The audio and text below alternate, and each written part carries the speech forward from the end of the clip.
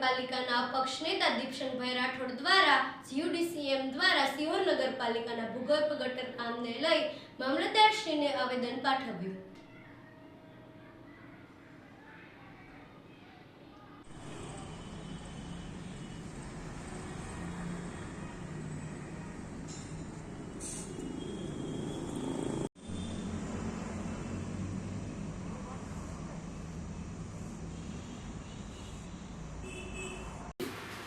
સિહોર નગરપાલિકાના નગરસેવક અપક્ષ અને પૂર્વ નગરપાલિકા પ્રમુખ દીપશંકભાઈ રાઠોડ એક અમારા સિહોર શહેરના હિત માટે આપને અરજ અહેવાલ લેખિતમાં રજૂ કરતા જણાવીએ છીએ કે સિહોર નગરપાલિકામાં ગુજરાત સરકાર દ્વારા ગુજરાત અર્બન ડેવલપમેન્ટ એટલે કે GUDMC દ્વારા ભૂગર્ભ ગટરનો પ્રોજેક્ટ 32 કરોડનો મંજૂર થયો હોય. જે 32 કરોડનો પ્રોજેક્ટ મંજૂર થયો એ અવાસ્તવિક છે, પ્રજાલક્ષી નથી અને આ પ્રોજેક્ટ કોઈ અર્થમાં સાચા અર્થમાં સાકાર થવાની કોઈ શક્યતા નથી. મારા જાહેર જીવનના 40 વર્ષના અનુભવ મુજબ ગટરની સમસ્યા સિહોર શહેર માટે એટલી બધી ઘેરી બની ગઈ છે કે પ્રજા ત્રાહીમામ થઈ ગઈ છે. મહાવિદ્યાલય હોય, શિવાલય હોય કે દેવાલય હોય, ચારે બાજુ ગટરો ઉભરાય છે. ત્યારે ભૂતકાળમાં 2013માં ગુજરાત સરકાર દ્વારા પાણી પુરવઠા બોર્ડ દ્વારા 47 કરોડ રૂપિયા મંજૂર થયેલા અને 13 કરોડ રૂપિયા STP સુએજ ટ્રીટમેન્ટ પ્રોજેક્ટ માટે મંજૂર થયા. હવે એ પ્રોજેક્ટ મંજૂર થયો એ 10 વર્ષ પહેલાં ડબલ રકમના મંજૂર થયો ત્યારે પણ આ યોજના સાકાર ન થઈ. આ યોજના સાકાર ન થવાના સાહેબ કારણો મુખ્ય હું આપને આપું.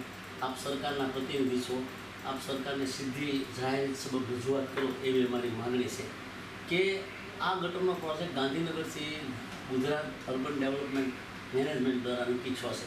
સિહોરના કોઈ સભાસદોની આમાં રાય લેવાની નથી, પરંતુ સભાસદોની એક વાત એવી છે કે એણે આ પ્રોજેક્ટ એક્સેપ્ટ ન કરવો જોઈએ અને બહુમતીના જોરે 26/18/2025માં આ પ્રોજેક્ટ માટે ઠરાવ કરવામાં આવ્યો. એ મિટિંગમાં હું હતો ને, પછી બહાલીમાં મેં એનો વિરોધ કર્યો. તો આ પ્રોજેક્ટ બાબતમાં એવું છે સાહેબ કે આ પમ્પિંગથી ગટર કરવાનું કામ કરે છે. પમ્પિંગથી કરવાથી સાહેબ થશે હું કે નગરપાલિકામાં 1987થી ચૂંટાવશું તો સિહોર નગરપાલિકાની આર્થિક સ્થિતિ એટલી બધી નબળી છે કે આમાં લાખો રૂપિયા પાવરના આવશે. તો અમારી રજૂઆત સરકારને એવી છે કે તમે આ GUDMC દ્વારા જે પ્રોજેક્ટ છે ગ્રેવિટીથી પાણીનો નિકાલ કરો. કારણ કે ભૂતકાળમાં 2013માં જ્યારે પમ્પિંગથી કર્યું ત્યારે ઝકરિયા મસ્જિદનું પમ્પિંગ સ્ટેશન સાહેબ અત્યારે બંધ છે, નવાગામનું પમ્પિંગ સ્ટેશન બંધ છે, ભગવતીનગરનું બંધ છે. આનું કારણ સાહેબ શું છે કે નગરપાલિકાનું મેન્ટેનન્સ નથી કરી શકતી. એનું કારણ છે કે આજ સુધીમાં ઝકરિયા મસ્જિદમાં 1 પણ રૂપિયાનો પાવર બિલ્યો નથી, પમ્પિંગની વ્યવસ્થા નથી. પછી આમાં સાહેબ પમ્પિંગમાં શું થાય, નાની ભૂંગળી નાખે.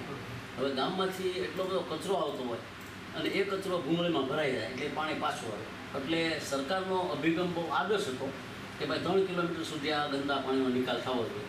પણ અત્યારે આપ જુઓ તો વિઝિટ કરો એવી મારી એક લાગણી છે કે ઝકરિયા મસ્જિદનું પાણી અત્યારે પમ્પિંગ થતું નથી. હવે અત્યારે પાછી એનો એ પ્રોજેક્ટનું ડુપ્લિકેશન આવ્યું 32 કરોડનું, પહેલાં 47 કરોડ હતા.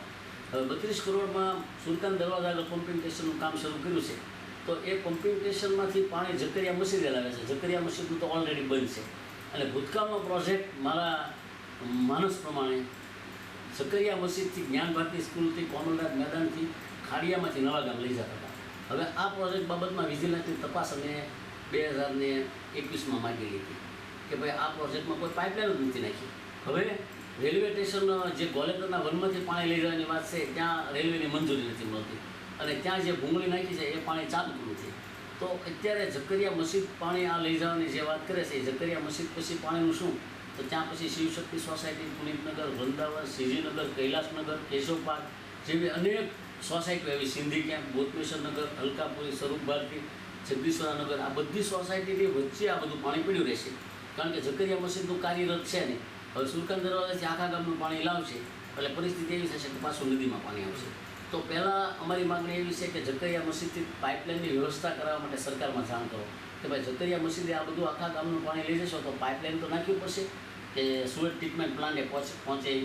હવે એ પાઇપલાઇન એ માનો કે નદીમાં ભોલેતરના વનમાંથી નાખશે તો ગોયલનગરમાં સાહેબ 1.5 માથોડું ખાડો છે. હવે ત્યાંથી સુએજ ટ્રીટમેન્ટ પ્લાન્ટ છે એ આપણું સરકારી જમીન છે જે સમૂહ ખેતી કહેવાય એમાં છે.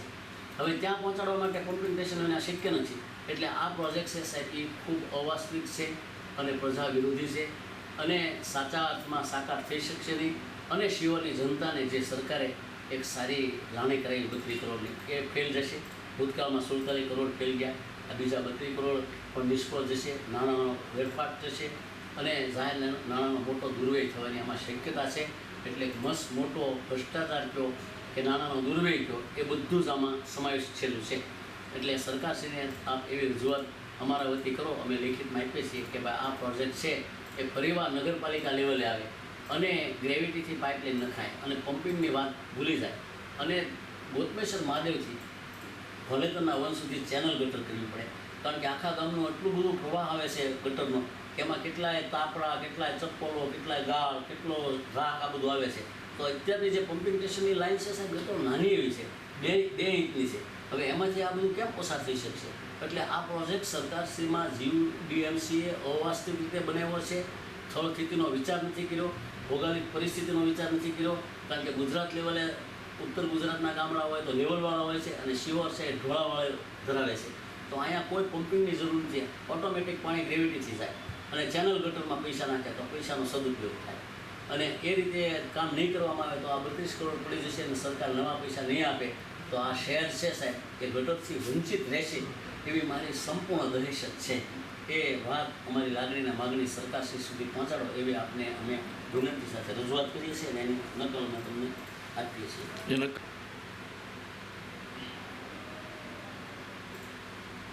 ઓકે.